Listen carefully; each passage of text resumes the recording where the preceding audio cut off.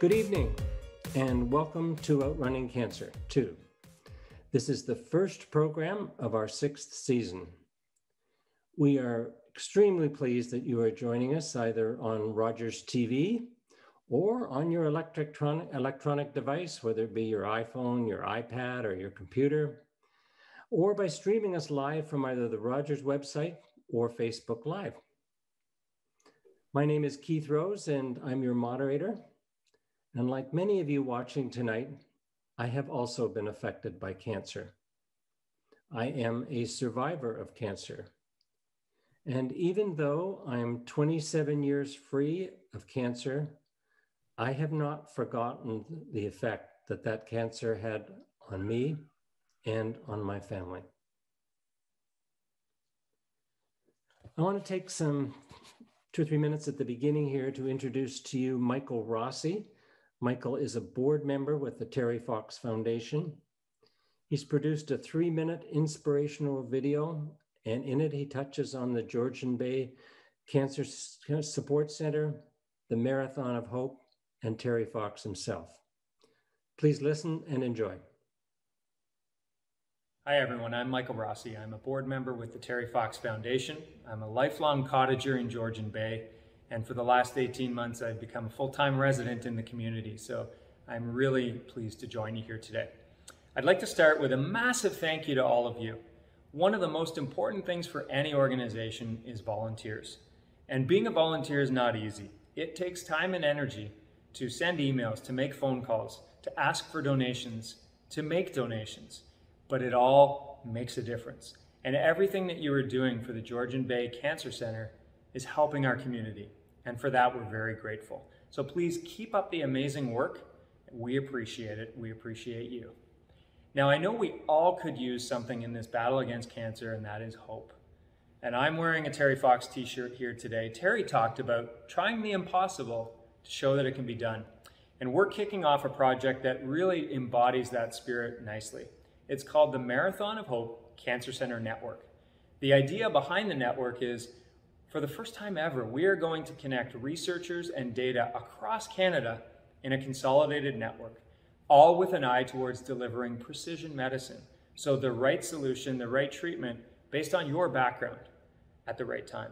It's cutting edge, it's exciting, and it puts Canada on the forefront of this work globally. And it's happening right here. So if you see a Terry Foxer out raising money, that's likely where their dollars are going. And if you are able to donate, we appreciate it.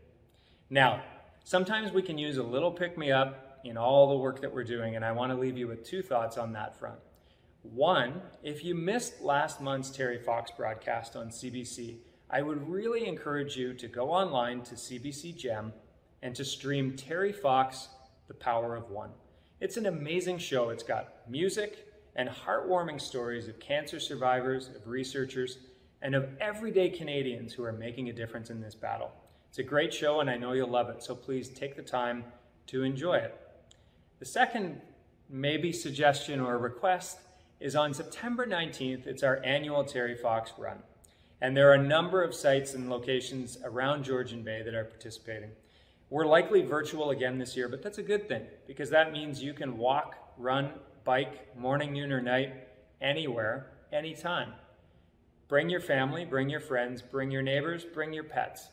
It all works beautifully. And I hope on September 19th we see you out. Take a moment to reflect on your walk, about the impact cancer's had in your life, but about the incredible progress that we're making and that we will continue to make if we come together as a community. So I hope to see you out on a sunny September 19th. Thank you again for everything you're doing, and best of luck with the rest of the program and with the Georgian Bay Cancer Center. Thank you. Thanks very much, Michael. Appreciate the time you took to prepare that. Now let me introduce our tonight's 3 speakers. Fred Flood. Fred, do you want to hold up your hand so everybody knows who you are? Great.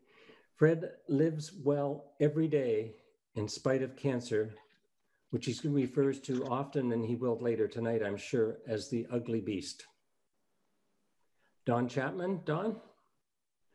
Don is motivated to volunteer to help outrun cancer and that was stimulated following the death of his 31-year-old son from cancer. And Christiaan Stevens, a cancer physician from Barrie and the Regional Cancer Program. He's returning for his second visit to the Our Health program, 2 years after his appearance on Outrunning Cancer in September 2019. Welcome back, Christiaan, and thank you. And thank you all. More detailed biographies are available in the brochure. I'll hand it up here. That was online for you, so you can find more about the speakers there. Before we begin, I do want to say some collective thank yous. First of all, to the Our Health Advisory Committee, specifically Joanne Byrick and the local Terry Fox Run organizers, and that be Don Chapman, who's sitting here, as well as Pat Boyd. Without all of those people, we couldn't do this. We have 7 local sponsors who provide not only funding, but also their support, and I'll acknowledge them just a little later in the program. And I want to extend a sincere thanks to all the staff at the Midland Cultural Center and here at Rogers TV. You do a great job as a team, and we couldn't do this again. We couldn't do this without you. So thank you. During the first part of the program, we'll hear from our 3 speakers. There will be an opportunity during the second part of the program for more specific audience questions. Please continue to forward those questions during the show. We have somebody monitoring the MCC_ourhealth@outlook.com address that's in all our promotional literature. So if you've got a question, please send it, and they'll send it on to me. Thanks very much. So without further ado, we're going to start. And Fred's agreed to be the first one to go. Don will follow, and then Christiaan. So Fred, take it away. I've got a few questions here for Fred. Maybe that's the way we'll start it. Okay. Fred, you developed cancer in 2016. Fred has prostate cancer. Tell us about the symptoms, tests, and early treatments for the disease at that time. Right. Well, it was quite a journey and quite an experience. My own doc did not like the PSA being at the high end of normal, 6.5. Sent me to a urologist. He took a look as well. Second appointment, he did the digital test where he said, hands on the counter, drop the drawers, and I heard him exclaim, "Your prostate is huge." I thought, oh, that can't be good. Subsequent appointment, I was not alone, and I want to just make a point of this. I brought my lady friend with me from then on in, and I'd like to make 3 points about that. That is, she was there for support, obviously. Secondly, it caused me to, put on a brave face. There's going to be no tears here. It's time to step up. And thirdly, she's going to remember things that I don't, what the specialist urologist said. Subsequently, I had the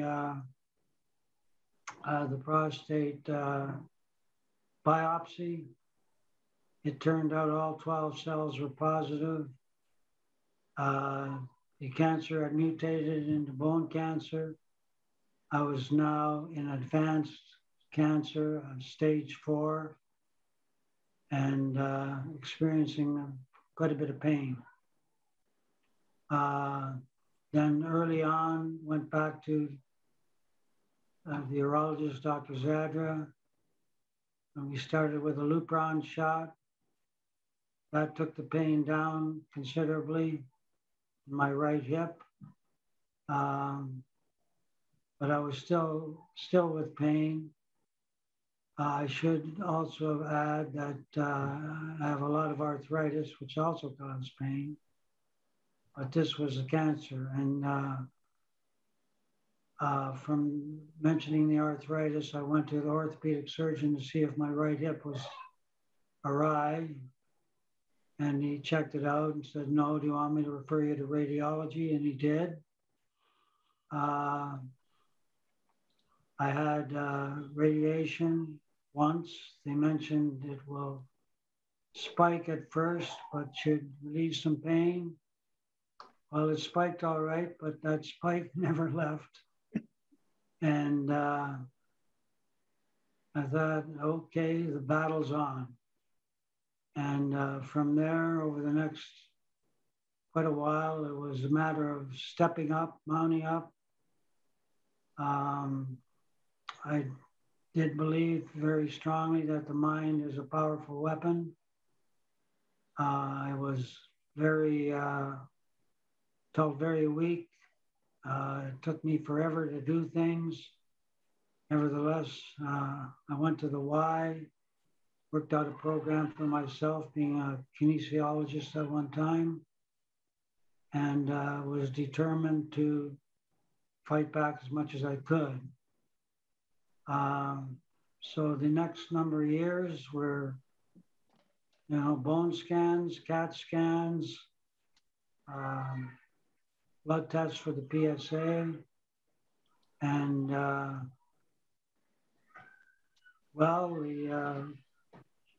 bone cancer stayed in diminished state through the bone scans. The CAT scans revealed nothing new. So it seemed like I was winning somewhat. And I'm just going to interrupt you here because you chatted with me before the show and talked about the pain control. And even though the Lupron helped a little bit at the beginning, pain was a real problem for you, and you had an interesting experience with the medication you took for it. I think it'd be helpful to our viewers to recount that. Yeah, sure. I was using a walker too at the time, and a cane when I went to the YMCA. But I entered the world of opioids for the pain, starting with Percocets. And they were a nice little lift at the beginning, but I soon did not like them. They were, the pain would come back in spades, and talked to my doc about it, and then he put me on morphine, hydromorphone. Well, that's another slippery slope. And I did very much disliked it. I won't go into the detail, but I think I was on that for about 13 months. I tried to go cold turkey getting rid of it. That was a mistake. I didn't know where I was, literally. Thank God I was at my lady friend Lana's place, and she was looking after me. But eventually I did the proper thing, wean off, and have sworn never again to go on opioids, no matter what the pain level was. Now, that pain level came from severe arthritis, my hips and my back and so on, and degenerative disc disease, which I guess we all get at this age. But I was determined not to return to any kind of painkiller. Instead, I kept my exercise up and started seeing an excellent chiropractor. But I was also now in the hands of an oncologist at the Royal Vic, Dr. Lee, and she was great. So I was in the hands of a urologist and an oncologist. She would have me go for CAT scans and bone scans, and they were good news each time. But then the dark beast started showing its head again. And the Dr. Zadra had warned me, he said the cancer cell may well mutate against the Lupron. And that seemed to be the case. So in more recent months, put me on a new pill, and it drove the PSA right down. At the same time, going through all of this, having been to the oncologist a few times and complaining to her about feeling tired, moving slow, she looked and she raised her eyebrows and said, "Parkinson's?" And to make a long story short, I was referred to a neurologist, and after a couple of appointments, he diagnosed me as having early Parkinson's. Well, the irony of that was that put me on a new pill, which was like a silver bullet. My energy level picked up considerably. When I was going to the Y earlier, it took me forever to change. And I can remember one time the fire alarm went off when I just got out of the shower, and I thought, oh, well, what do I do now? And standing there in my altogether. But it was a false alarm, thankfully, but I couldn't move any faster at that time. But I continued to mount up, which I think is important every day. The levodopa-carbidopa pill that the neurologist put me on made a huge difference in my my drive and my energy, to the point that I could work out more. The chiropractor helped me tremendously. I got off the walker and I actually went back into downhill skiing, one of my great first loves. Wow. Fred, you have an amazing story of endurance, resilience, and here you are 5 years after some pretty tough news, able to tell the story, able and wanting to tell your story. Just briefly tell us, what are your hopes for the future? Well,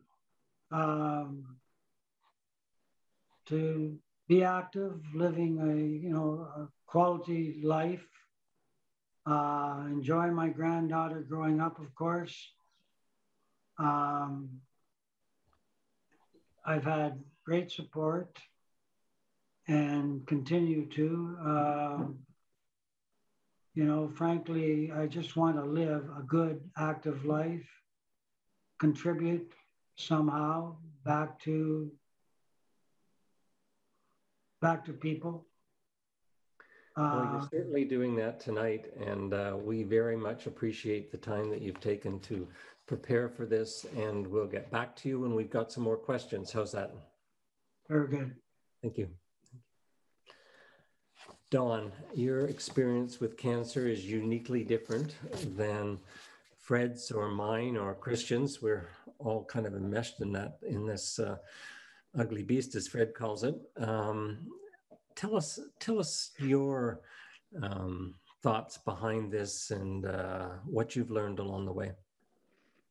Okay, thanks, Keith. This is going to be a little tough on me, folks. I'm going to tell a bit of a story that I've never told anyone before you. So, but I appreciate the opportunity to talk a little bit about my experience with cancer, and then luckily with the positive side of things, my support in fundraising for the Terry Fox Foundation. So I'm going to start by just talking a little bit about the person who took me there was my son, Jeff. He died 16 years ago, as was mentioned earlier, but he was my connection, a great connection to what has become a relationship with the Terry Fox Foundation in our local efforts to fund cancer research. I'd like to start by just sharing a little bit about Jeff, so you understand what the hole that was left in our lives. Jeff was a great guy. He's funny, smart, and curious, and all of those things played in his life and what he became. Professionally, he was a researcher, a writer, and then finally the editor of both Family Chronicles magazine and History magazine. He loved looking at the past. He liked anything that was old, done. He didn't consider that bad. He considered that great and intriguing. He couldn't wait to go inside old buildings, old railway stations, old subway rails. He just went in those places, loved to look around. His mantra was, do not harm. Christian, like the medical oath here, he did not want to harm anything that he looked at. He just wanted to see it, experience it, share it with others, because to him it was a precious part of our world. His adventures into all kinds of places that he shouldn't have been going, kind of that activity was called urban exploration, and he was kind of a leader in this on a global scale, I must say. We didn't find that out till after he had passed away. But he would go into places like Union Station, and he found a rifle range inside Union Station and kind of exposed that a little bit. He spent several of his years in his 20s. He had medical problems of various kinds. And when he was in hospital or hospitalized, typically at St. Mike's or Toronto General, he would be in his little robe, holding his IV pole, running down the halls, going into all the places that said, do not enter, all the places that said staff only. Jeff couldn't wait to get in there and explore those places. And then he would come back after his exploration and write up his story and take some pictures and share it with people like him around the world. And it became quite a mob around the world that were engaged in this activity. He created a website called Infiltration. It's still there today if you want to have a look at it, where his stories are. And he operated under a pen name, I'll call it, of Ninjalicious, his own creation. But he wasn't all that popular with some people sometimes because he exposed things that people didn't want exposed. So he had to actually forsake the Jeff Chapman name and operate under Ninjalicious, and some of his exploits made it onto the front page of the Toronto Star. In particular, some of the downtown hospitals didn't like it when he exposed a bunch of security and safety issues. They weren't ready for that to go public. Jeff thought he was doing a service. They took it as he was putting them on display. So after that, I described him as kind of a Robin Hood right then. He had all these good intentions, but to some people he was the enemy. To some people he was a great, great guy and a hero. At one point, near his 27th year, I'll say, he needed a liver transplant, and he got one. It was successful. It worked well for him for 3 years, and then that liver too started to fail, and he needed a second liver. We were patiently waiting on the list, and then we got a phone call, my wife and I, living 2.5 hours away from him. We got a phone call in the middle of the night that said, we've got a match, come on down. Jeff's having a second transplant today. We jumped in the car, anxious as hell, got down there, and they had done a pre-op on him while we were driving, and they found a little bump in his bile duct, and they stopped the transplant from happening totally. That makes me gulp, folks, excuse me. We got there, this was put on hold.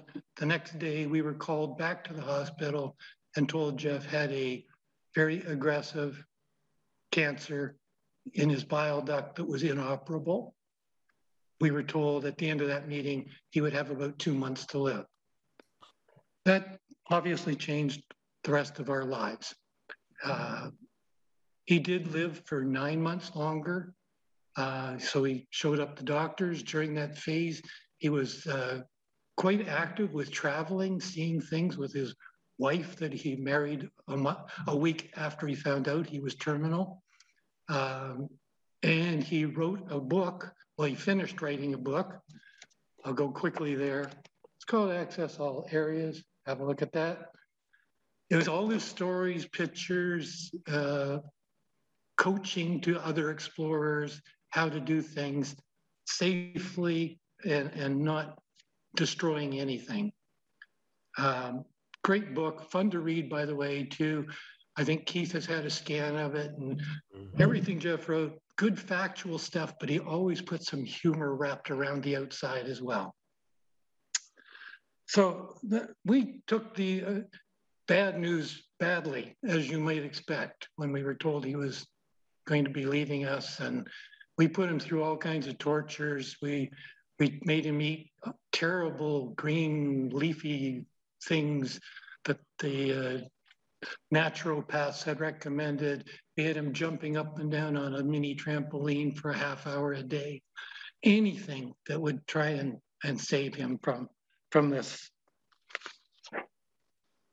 terrible happening. When I said we took it badly, I used to do things that were so crazy now in retrospect. I used to be driving my car along the road and I'd have to pull over to the side of the road and I would hammer my steering wheel till it almost broke for no particular reason at all. It was just letting out the rage. And I hammered that sucker. It was lucky it never broke at all.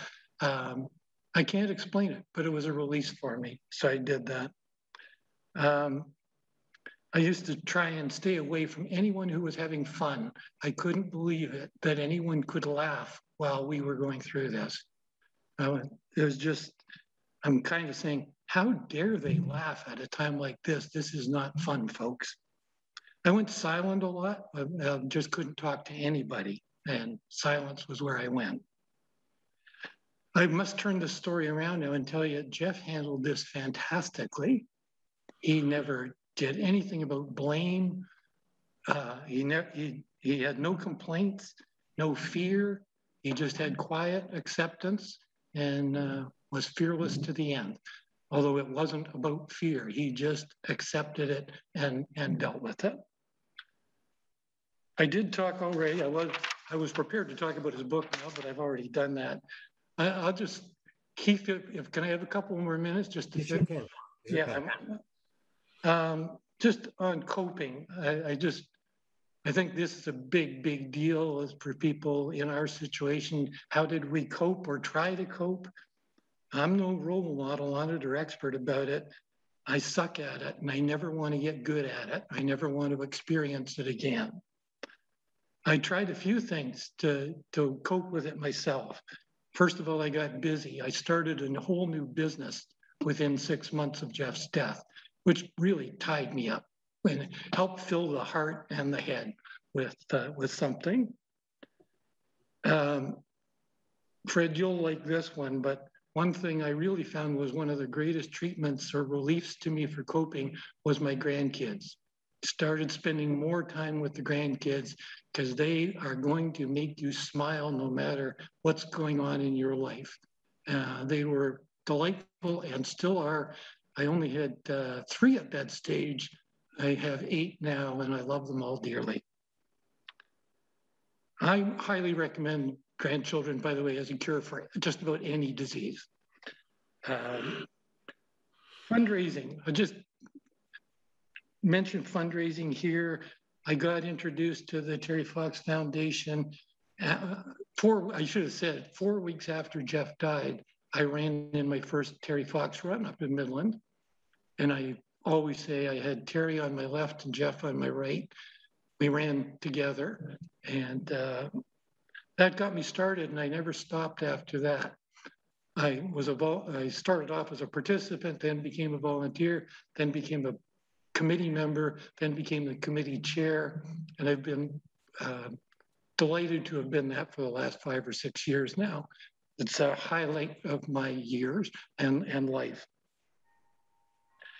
Some of the principles we operate by, we've been very successful, by the way, I gotta say that, with the wonderful heart of all the people in this area and the giving nature here. We've done really well from our fundraising point of view, but we do operate by some principles as well that I think help. We have a very recognizable brand that is tarnish proof. His name is Terry. So that really helps a lot. Another piece of bravado we have is we call it dare to ask. It's dare to ask for help, for money, for goods, for services, for anything. It is amazing. And again, it's our town or our towns. Everybody wants to say yes. Sometimes we're absolutely dazzled by how many people say yes, or say, you asked for this and I'm going to give you 3 times as much. It is great and makes you feel good. We generally this year, we picked up a little new slogan because of the COVID situation. A lot of people were in harder times. So we wanted to be gentle with them from a money point of view. So our principle was ask a little from a lot. Let's not ask for $100 from 10 people. Let's ask for $10 from a ton of people, and actually we can get more money with less pain, more sharing. Collaborate, and just mention that for a minute. We've got a great relationship between the Terry Fox Group and the Cancer Support Center here locally.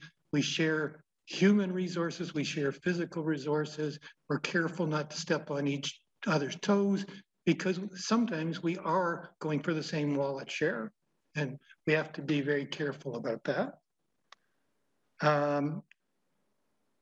Our track record, I just mentioned a couple of facts here for a minute. This location has brought in over $2 million since 1983. We are terrific contributors, always within the top dozen in Ontario out of over 200 teams. Despite our small size, that's just phenomenal. We have doubled our annual contribution in the last 6 years. We made over $87,000 last year in a year when we were in COVID and in a virtual environment. It's just phenomenal. I think the biggest thing we do, though, and claim a little credit for, is we help to save lives. That's more important than money and everything else you can express. We're helping save lives. And that has to be our motive behind everything we do. Don, you have been a tremendous force within our community in your work with cancer and cancer patients and the Terry Fox Run. But tell me, how has it changed how you feel about Jeff's cancer and ultimate death?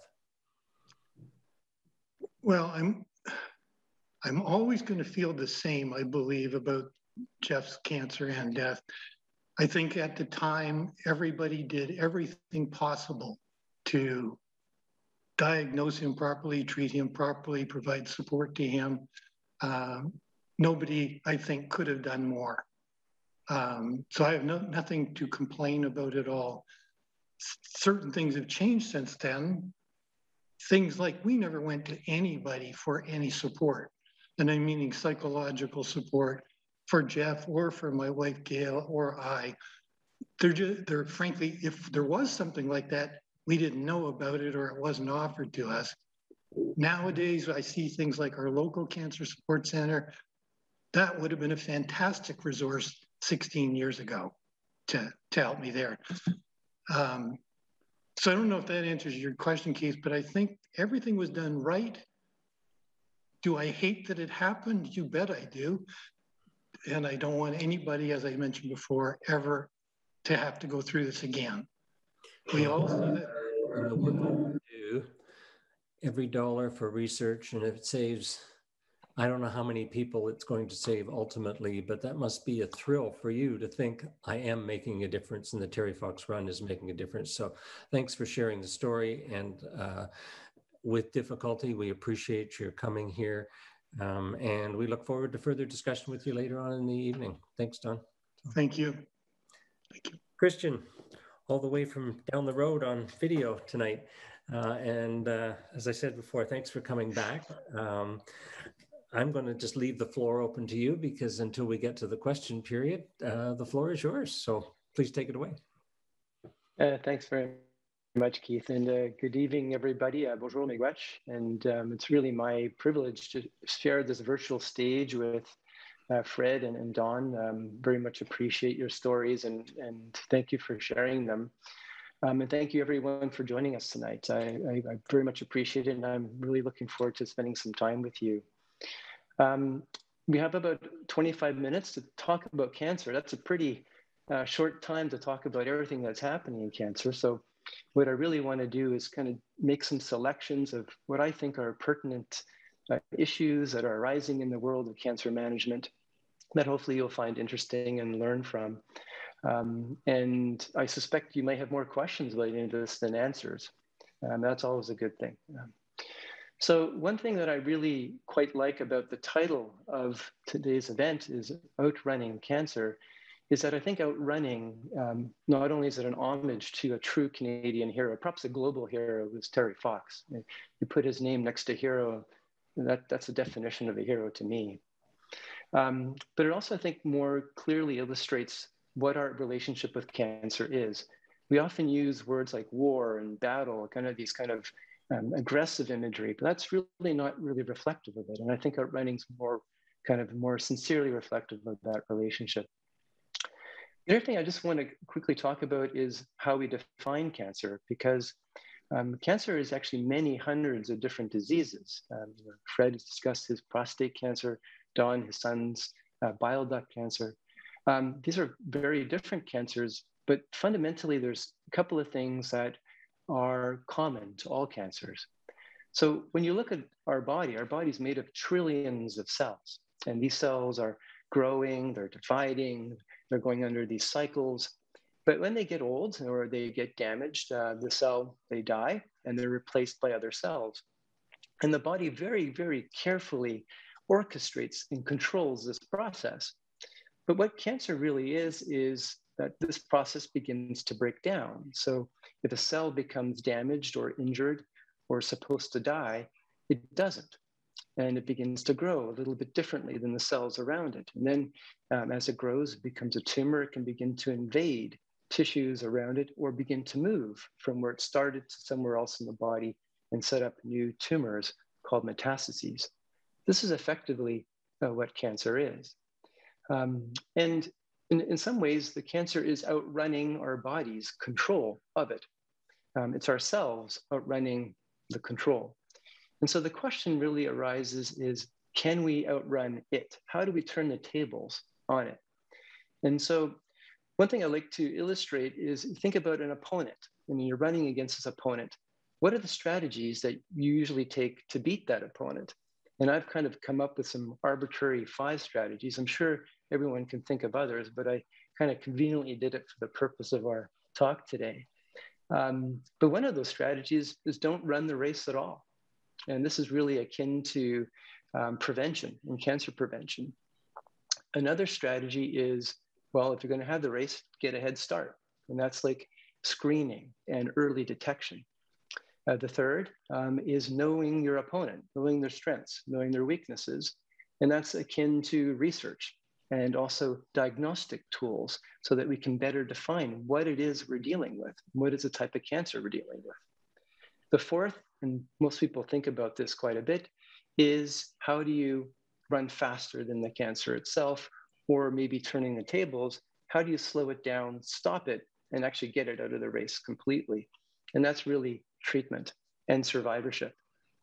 And the last, which is a bit more of an abstract type notion, is know the race you're running.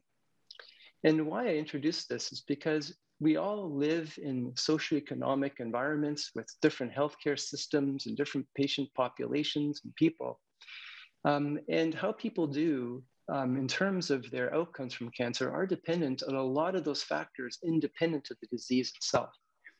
And I want to address this towards the end of our time together, because I think it's extremely important. So in order to kind of illustrate, I'm going to pick a few examples from each one of these strategies that's happening, and hopefully bring to bear some interesting advances in cancer in the last number of years. And I want to use, out of respect for Fred, the example of prostate cancer, because prostate cancer is the second most common cancer in men after skin cancer. And most of us probably know a friend, family member with prostate cancer. And it is a kind of a good type of cancer to illustrate those 5 strategies that I talked about. So I want you to imagine in your mind, as we go through the next 20 minutes or so, a man in his early 70s, who has just been diagnosed with an aggressive prostate cancer.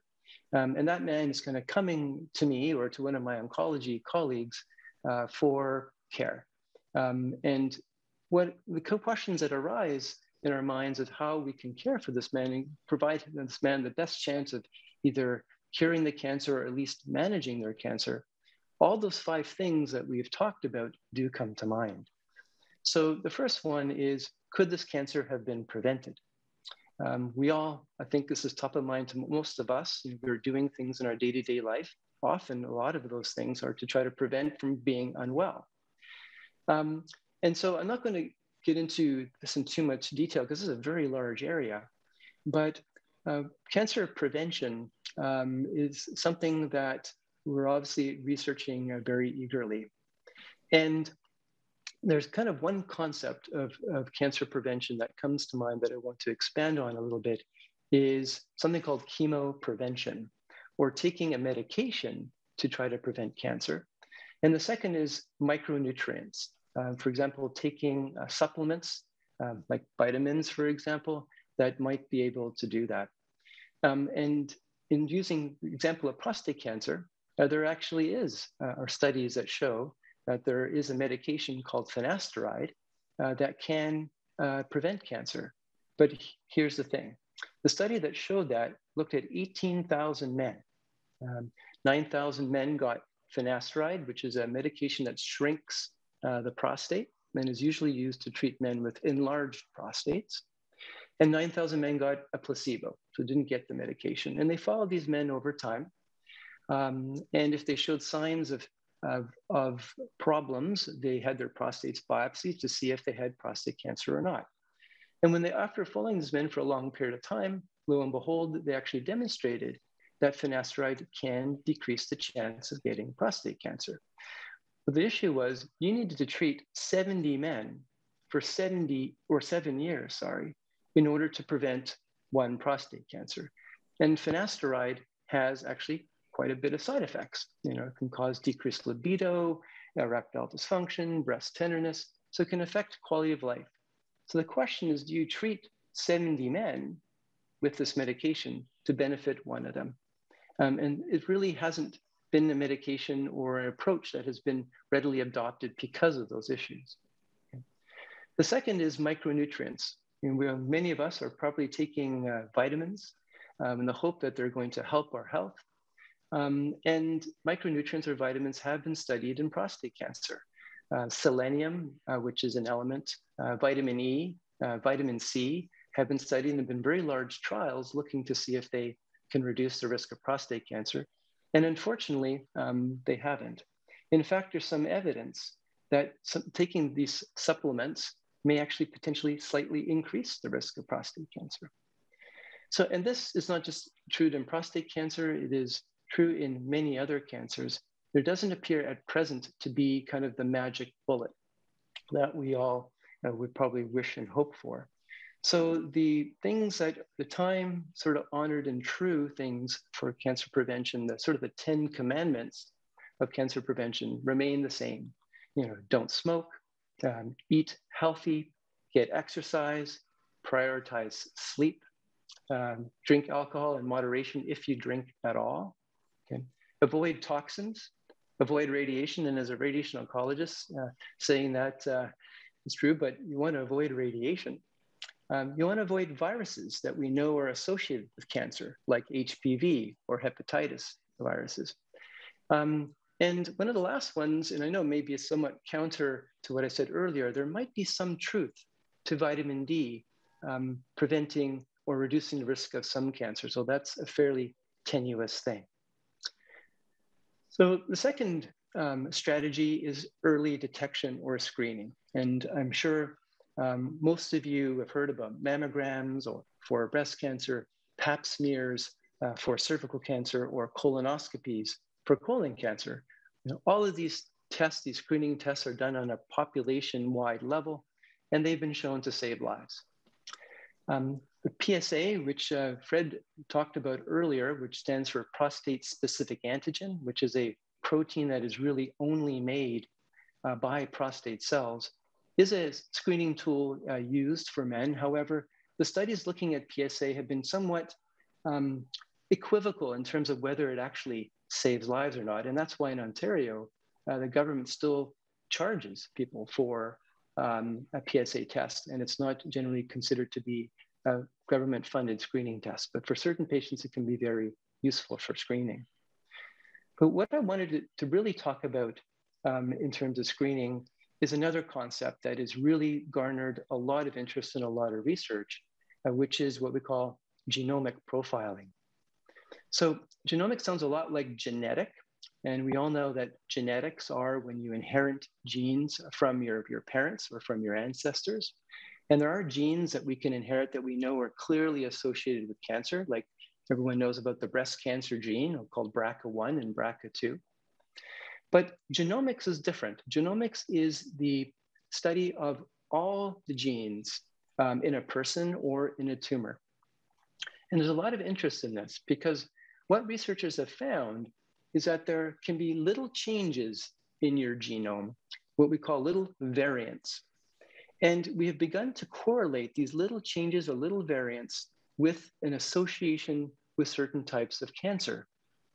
And the hope and the thinking and the promise of this type of technology is that instead of the population-wide screening tools that we use, maybe if we look at someone's genome and we see these little variants that may increase their risk of a type of cancer, then maybe we can focus our screening efforts and prevention efforts on those patients. And for example, Finasteride for prostate cancer, maybe those men who've got a higher risk of getting prostate cancer, start them on Finasteride earlier in their lifetime, and maybe we can delay or prevent them from getting prostate cancer. So this type of genomic type analysis is very promising. It's fraught with a lot of challenges. It's not yet ready for at all population-based use, but I think it is going to be part of our future. Okay. The third strategy is to know your opponent. And I know Don has talked a lot about research, and certainly the Terry Fox Foundation has raised like over, I think, $800 million since its inception for cancer research. And this is really, we need to continue to understand our opponent, understand cancer in all its forms and shapes and sizes. But one thing I wanted to highlight about this is that the amount of information that is generated from research is like a tsunami of information. It's almost impossible for me, it actually is impossible for me as an oncologist to know it all. Over 200,000 research publications are published each year on cancer alone. So how we take all that information we develop from research and how do we distill it down to the oncologist and then to the patient so that we can translate that information and make our treatments more effective? That actually is a huge challenge. It's called knowledge translation. And it is in of itself a whole area of research unto itself. And so when I have that gentleman that I mentioned earlier, that 70-year gentleman with high-risk prostate cancer, I have all sorts of information that I've received from that man, his PSAs, his prostate biopsy, his CT scans and bone scans, his history, his family history, the medications he's on, his other medical issues. And we have to distill all that information down with that patient and myself to make what is the best decision for him moving forward. But it's very easy amongst all of that to miss subtle bits of information or not connect some of the dots. And so how do we do that with all the information that is out there? And this is where artificial intelligence is coming in. And I'm sure you've heard about this and you're reading in the media, but it's really how we get machines or computers to learn like us. And it won't replace physicians and healthcare providers, but maybe it can augment what we can do. And what I mean by that is if you, for example, Uber, you all know the Uber app, you kind of say where you are and you want to lift from here to there. It uses AI, it locates the closest driver to you, that driver who's free, then connects with you. And then all of a sudden that person's there to pick you up and drive you where you need to go. Well, perhaps we need kind of Uber for medical information for the physician and the patient so that someone collates that information and can connect dots and help us connect the dots. The second part of the issue with respect to research and understanding your opponent is what we call diagnostic imaging. We have to know where our opponent is. And this, we do CT scans and MRIs, bone scans and ultrasounds. These are very good tests, but they have certain limits. They can't see things if they're very small. And what we're trying to do in developing is better imaging techniques to be able to know where our opponent is, know where the cancer is. And in prostate cancer, in the last few years, there's been some extremely exciting developments with respect to this, and perhaps game-changing. And there's something called the PSMA PET. PSMA stands for prostate-specific membrane antigen, and it is a protein that's found in the surface of prostate cancer cells. And we have an ability now to make like an antibody that can attach to that. And if we attach that antibody to a radioactive isotope, like a signal, it's going to be like a heat-seeking missile that goes to where the prostate cancer is. And then we can scan the person looking for where that radioactivity is accumulating and see where the cancer may be located. And right now, we can now see cancers at such small amounts that are about 100th the amount that CT scans and bone scans may be able to detect. And this may have a huge impact on how we manage patients with prostate cancer and also how we treat them. Okay. So this is a very, very exciting part of research, and it also applies to other cancers as well. We're developing much better diagnostic techniques. So the fourth strategy is treatment. Can we run faster? Can we slow the cancer down? And this is a huge area of research. A lot of people focus on it. And two things that I want to talk about today with respect to us that's kind of changing the landscape of treatment is genomics, which I referred to a little bit earlier, and also immunotherapy, using the immune system or enhancing the immune system to kill cancer cells. So as I talked about, genomics is the study of the genes of oneself or of an organism, but you can also do genomics of a tumor. Okay? And you can see which genes in that tumor are switched on, which shouldn't be switched on, which genes are switched off that shouldn't be switched off. And therefore, you can identify targets that we can aim at to try to slow that cancer down or kill that cancer. Okay? Because cancer is incredibly complex. It's not usually just one gene that is a rogue gene. It's usually many, many dozens, if not hundreds of genes that are all affected. So we have to find what those individual targets are to kind of treat them. And at present, a lot of our treatments are just blanketly kind of like a shotgun blasting away at the cancer. They're not kind of smart heat-seeking missiles to treat it. And we often treat a lot more people with that treatment than we know will benefit from it, just because we don't know who to select, how to be precise with our treatment. And genomics and understanding these genes is helping us get there. So one development from genomic analysis is something called immunotherapy. So we all have cells in our body called T cells, which are very important immune cells. They're kind of like the quarterback of the immune system. And in order for them to know what to direct their attack against, they need to understand whether something they're seeing is proper or normal or not. And there's a protein on their surface called programmed cell death 1, or PD1. And PD1 can recognize on another cell its counterpart called PDL1, whether or not it should be there or not, that cell is normal or not. Okay? And if it sees it, it shuts the immune system down, doesn't let the immune system attack that cell. Well, cancer cells have begun and have been shown to increase the amount of this protein called PDL1. And basically what they do is they mask or hide themselves from the immune system. And what we've been able to do with molecular testing is actually develop the target to PD-L1, and we can bind to PD-L1 and therefore unveil the tumor to the immune system and allow the immune system to attack the tumor. And this has made huge changes in outcomes for many patients, particularly in lung cancer, but immunotherapy is now being used in many cancers, including prostate cancer. The fifth strategy, as I mentioned before, is the system, knowing the race. And so knowing the system in which you function. And why this is so important is because the social, political climate, the healthcare system we function in, the populations that are part of that system, all can be treated different or have it differently or have a different experience of that system. So if you imagine that gentleman with high-risk prostate cancer comes to you, and imagine that gentleman is Black, okay, a gentleman who identifies as being Black.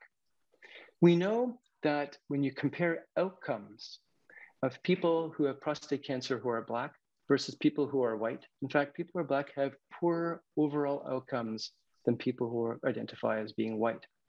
Okay. And you may ask, well, there could be biological and other reasons for that.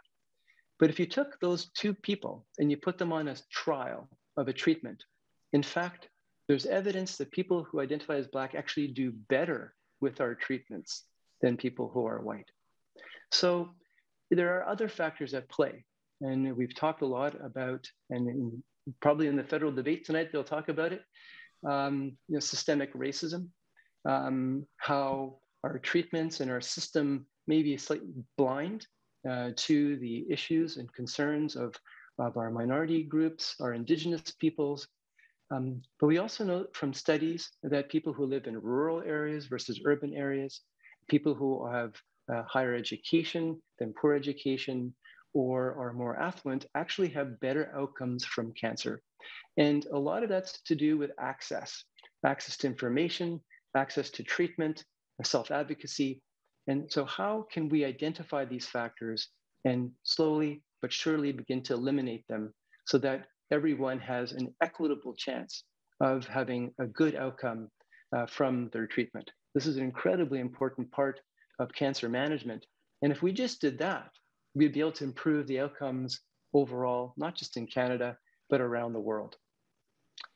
So what I've done over the last 20, 25 minutes is really kind of outline sort of the 5 strategies that I conveniently created about how we can outrun cancer. But there's no doubt there's no one strategy can function alone. So we can't be soloists. These strategies have to be done as part of like an orchestral piece. Every piece, every instrument, every treatment, every approach working together to maximal effect to the benefit of our patients and to minimize the harm that we do to them with our treatments. And so therefore, I certainly hope that you've learned a little bit of something today, something new. I'm sure you have questions and hopefully we can get to them in our question and answer session. Thank you very much. Thanks, Christiaan, for taking us through your run and your strategies on how to get to the finish line, or in some very neat ways, the way it relates to cancer. So we appreciate that. Before the show, somebody sent me a question, and I think it would fit right now. So I'm going to ask it because it's a very practical question, but I think it kind of will give us an idea of where we have gone. So Terry Fox has been gone many years. He had a bone cancer, an aggressive bone cancer, thought it went away, recurred. So if you were treating a young man that came to you with this aggressive bone cancer today, do we have preventative measures for what he had? Would the treatment have been different? Would you have let him run across Canada? So I'm going to put you on the spot. And I haven't warned you about this question before. Yeah. Well, Terry Fox had sarcoma. And sarcoma is a type of cancer that arises in our soft tissues, including things like bone. So the one thing and I'll get to answer your question, Keith, but the one thing about things like sarcoma is that they're a little bit more uncommon than cancers like prostate cancer or breast cancer or colon cancer, for example.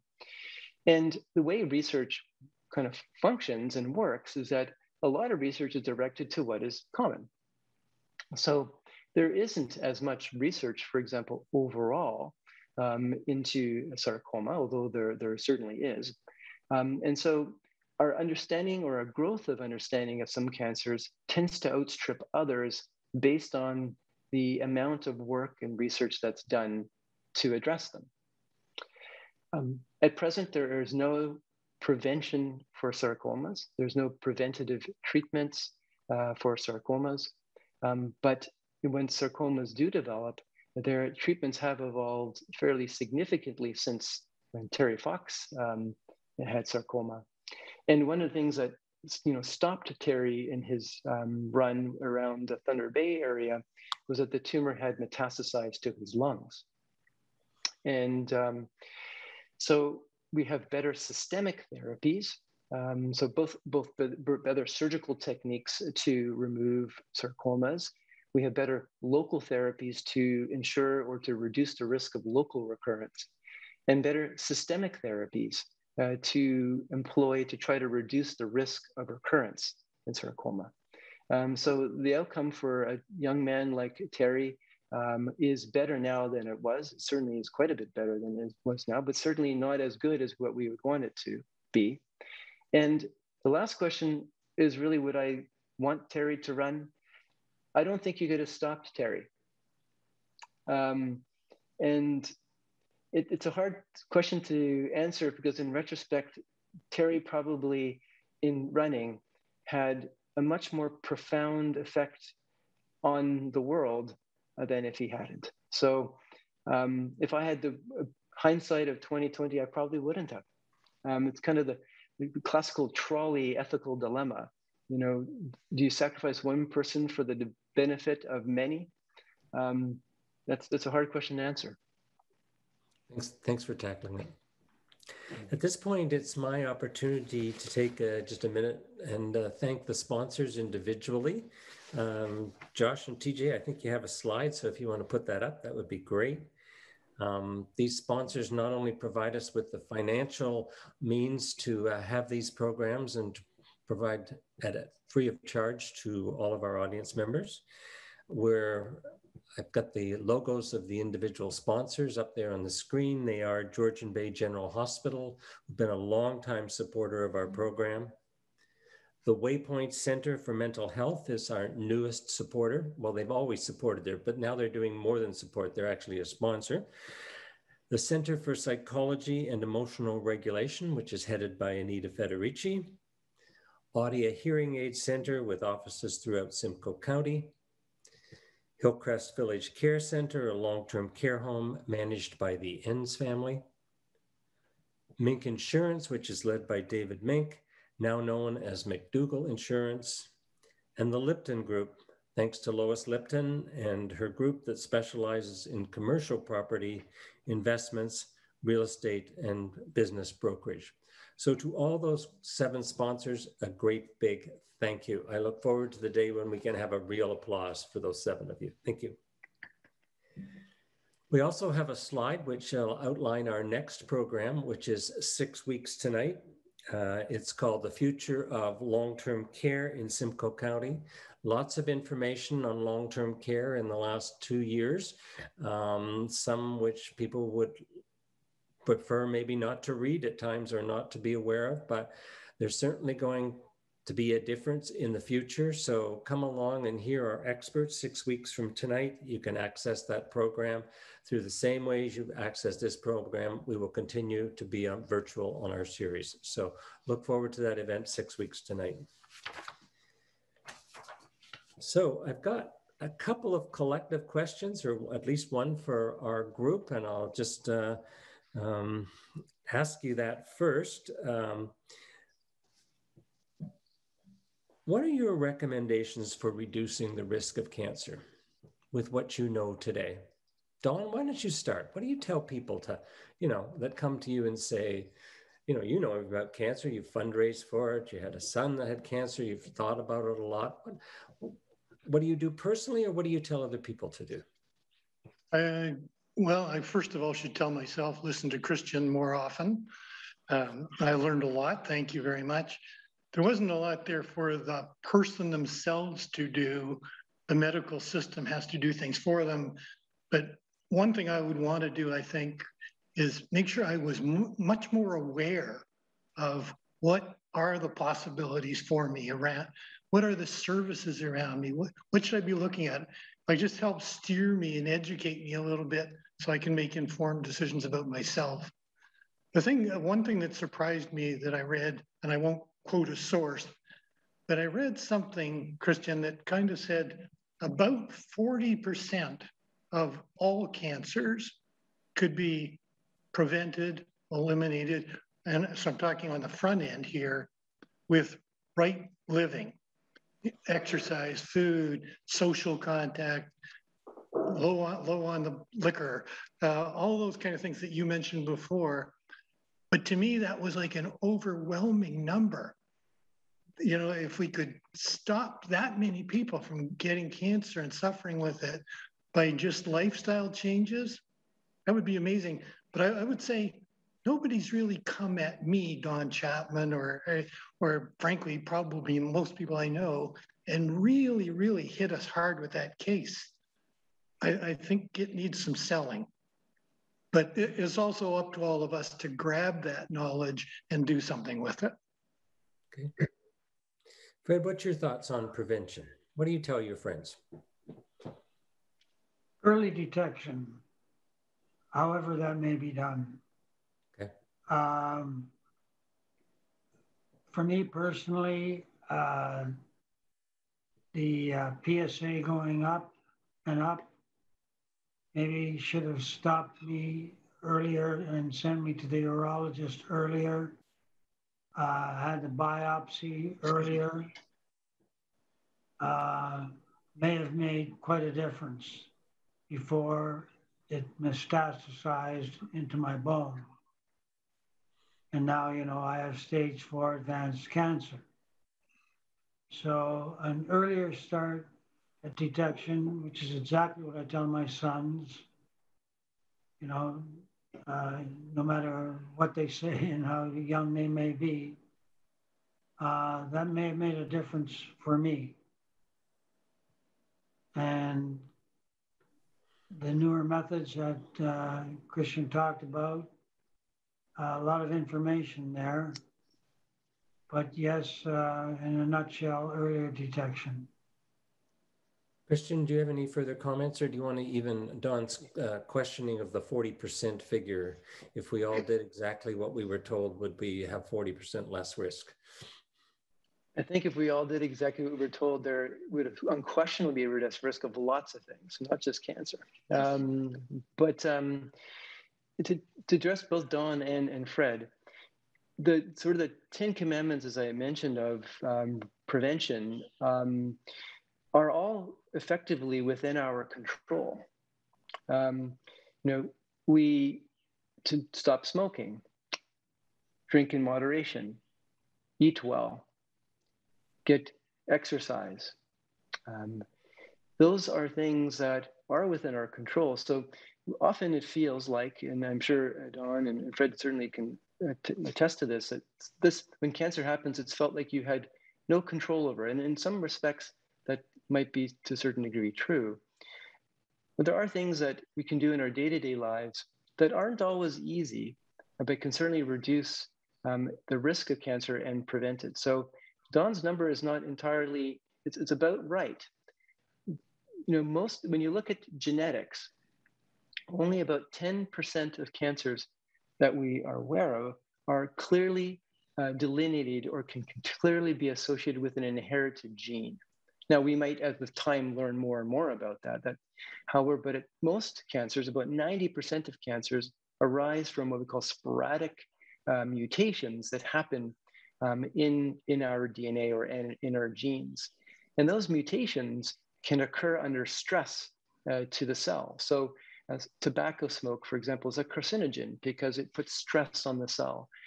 Toxins are as well. Certain foods over time can put stress on our cells.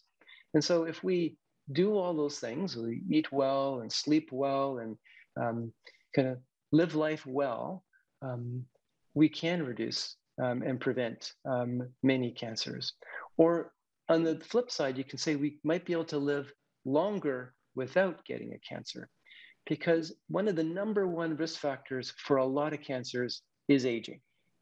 And obviously, we can't necessarily avoid that, as if we all want to live to we're ripe and old. So, but can we live longer without getting a cancer by using these preventative approaches and just lifestyle modifications? Absolutely, yes. In terms of early detection, this is really an area, as I mentioned, of really active research, but it is a really challenging issue because of the complexity of many cancers. And for a screening test to be really effective, it has to be really easy to do. For example, giving a urine test or giving a blood test is relatively easy. It's not very invasive. We have to be able to do it on a wide scale at a fairly economical cost. And the test has to tell you whether something is really cancer or not. And this is the problem with the PSA. It's the best thing that we currently have on a population-based level. But a PSA test, which is the blood test that looks at that protein that is only made by prostate cells, isn't unique to cancer. You can get elevated PSAs with infections in the prostate, or if you've post-intercourse, PSAs rise. There are other reasons why PSAs are elevated. So we need better screening tests for things like prostate cancer that are easy to do and are predictive, have what we call a negative and positive predictive value for cancer. And there's a lot of promising things actually on the horizon for prostate cancer with respect to this. I have a question here from one of our members. Do we know the long-term effects of the drugs that we use to treat cancer? So we know that they're targeted at the cancer to try and kill it or stop its growth. But what about the long-term side effects? And this individual is particularly thinking of children. Okay, so yes. So there's a difference between children versus adults in terms of the consequences and late side effects of our treatments, because children are still actively growing. And so in fact, with certain types of chemotherapy and certainly radiotherapy, the profound long-term effects on children are magnified. In some respects with radiotherapy, for example, we try to avoid, if we can, radiating children for this reason. The longer that treatment has been around, obviously the longer experience we have with late side effects. The issue is whenever you do studies of these drugs, they're initially found in the laboratory, and then the first step in testing the drug on human beings is called a phase 1 study, is really to test its side effects.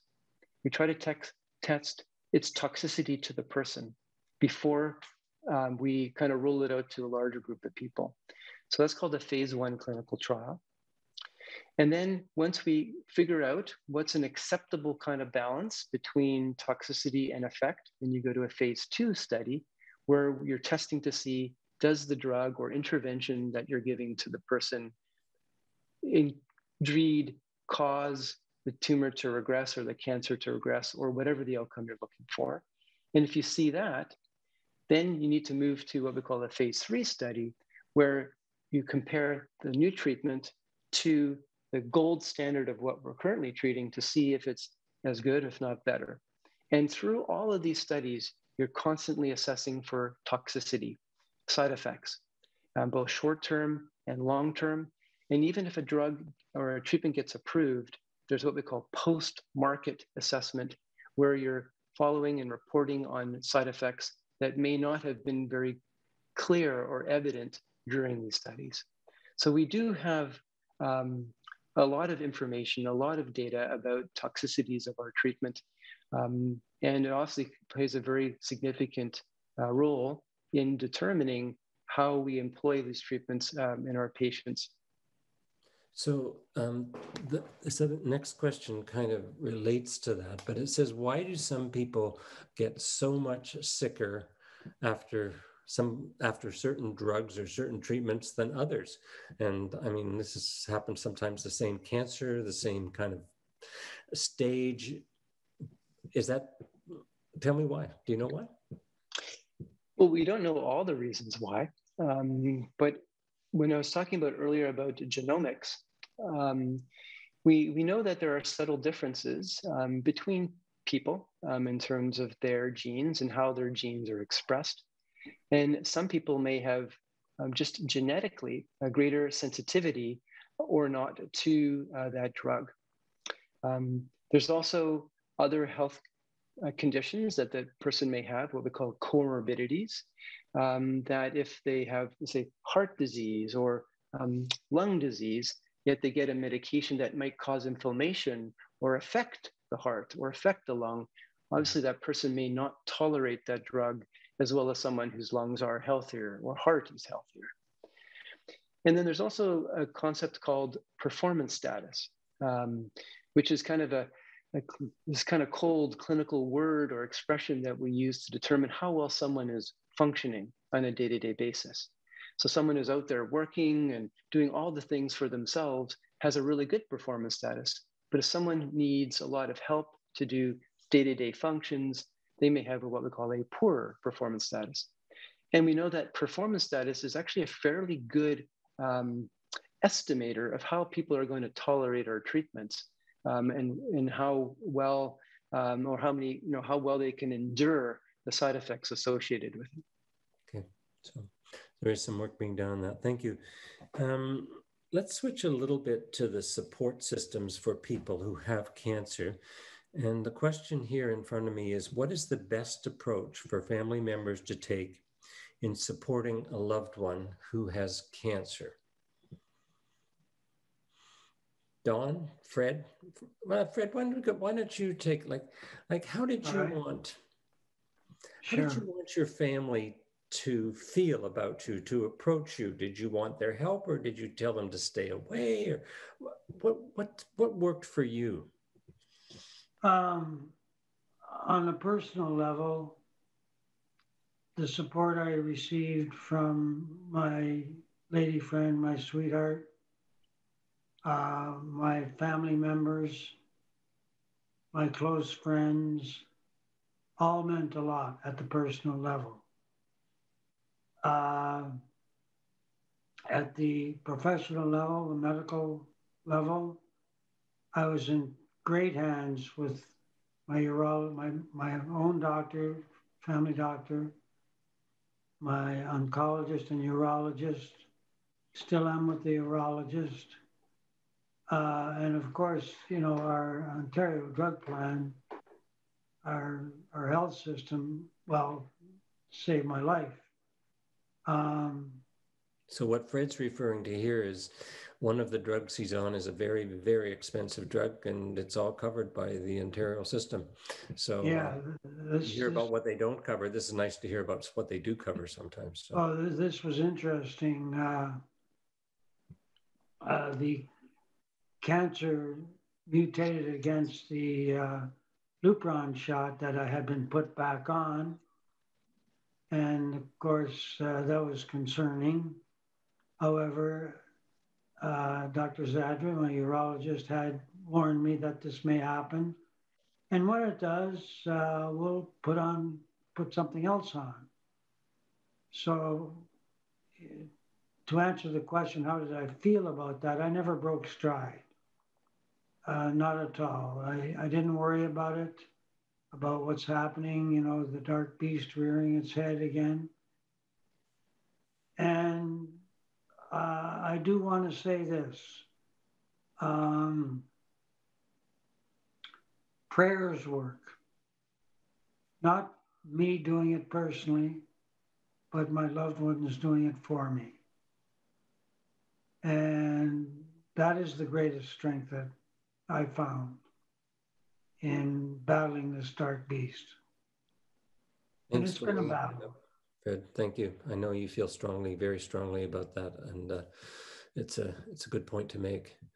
Dawn, you meet hundreds of people that are affected by cancer. What have you learned over the years in terms of providing support for them?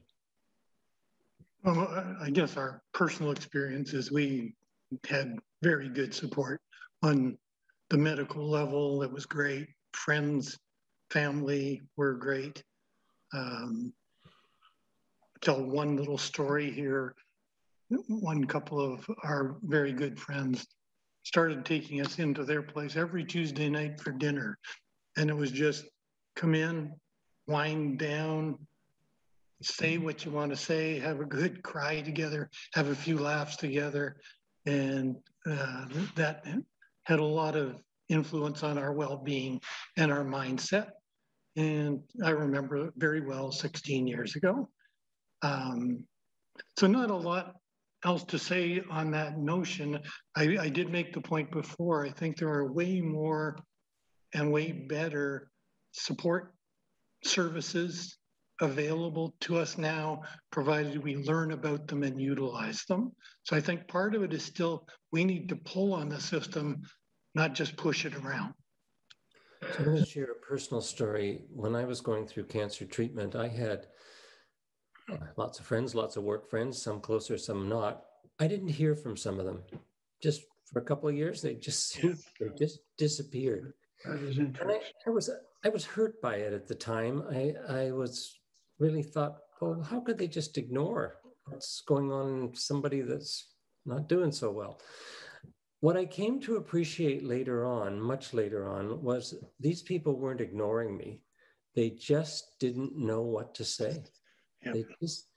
And so the one thing I've learned from that is, even though I don't know what to say sometimes to people, just contact them. Just say, I'm thinking about you. You don't have to have fancy words or anything. Just let them know you're thinking about them. And that has been a tremendous lesson for me based on what I thought was a void when I was going through it. So interesting. I experienced the very same thing.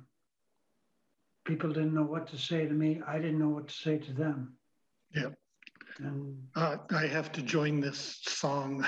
I've been through the same thing myself, where I was the one who didn't know what words to say and shied away. Mm-hmm.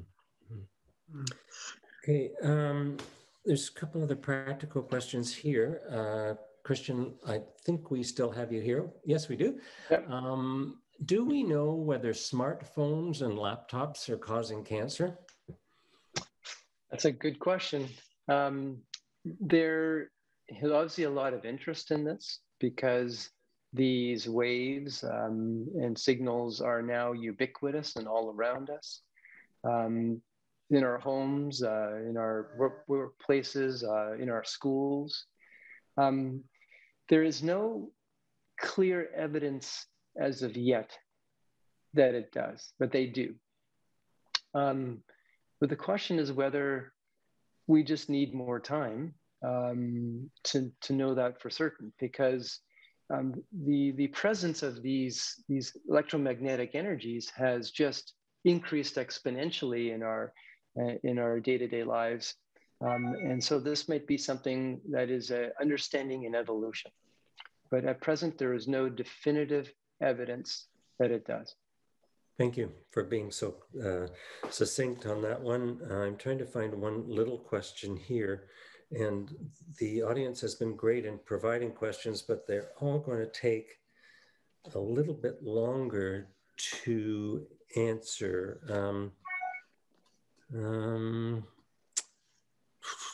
Sorry, I'm just... do you think we'll ever see a cure for cancer? Are there any that we do have a cure right now? Yes. Okay. There are many cancers we cure. I guess it in part depends on what you define as cure. It's a very difficult question because you often hear this 5 years, if the cancer has not come back, you're cured. But that's not necessarily true. So there are some cancers, particularly in early stage, that we cure all the time. The question is more later stage or metastatic cancers, those that have left the organ that they started in and moved somewhere else into the body, or stage 4, as I said, metastatic stage 4 cancers. That is a different question, because at present, the vast majority of them we cannot cure. Many of them we can keep at bay, and in Fred's case, with multiple different treatments and multiple lines of treatment, we can kind of keep it at bay for 1 year, 2 years, 3 years, 4 years, and the longer, obviously, the better, as long as the person has good quality of life. But there are some stage 4 cancers that we do cure. An example is seminoma. Everyone's heard about Lance Armstrong and his battle with testicular cancer. And testicular cancer, there's different types, but there's one called seminoma. And even with some types of stage 4 seminoma can be cured. So yes, there are some very aggressive, kind of more disseminated cancers that we can, but the majority of cancers, if they've metastasized at present, we cannot. Okay. We're not giving up hope. We're not giving up hope. When you come back in 2 years, you got to come up with a couple more, Christiaan. Absolutely. Thank you. It's been my pleasure to host this event, and thank you to our audience for watching and learning with us. We appreciate your feedback. I've said the MCC_Our Health @outlook.com email address is a great way to tell us if you liked us or if you didn't like us, or if you can see other ways we can do it differently. Always appreciate your feedback. This program will be available on demand if you want to watch it again or let your neighbor know that couldn't watch it tonight. And that will be in a couple of days. We'll have that information out about how you can access it. But my real pleasure tonight is to thank our 3 speakers. It's been a real pleasure to get to know each one of you, to kind of understand how you work and how you live with cancer every day. Christiaan, as you treat cancer, Dawn, as you relive the experiences of your son and work with people to raise money for research, and Fred, for you, who stage 4 metastasis, if you are an amazing individual with your attitude and you're so positive, I think there's some really strong messages for us all there. So we certainly appreciate all of you sharing your wisdom and your expertise with us tonight, and I'm sure our paths will cross again. Thanks again to our 7 sponsors. We'll see you again on October 21 for long-term care. And in 2022, stay tuned for the best of virtual with a live audience returning. We'll have more information on that. Good night, everyone. See you in 6 weeks. Thank you again. Good night, everybody. Night.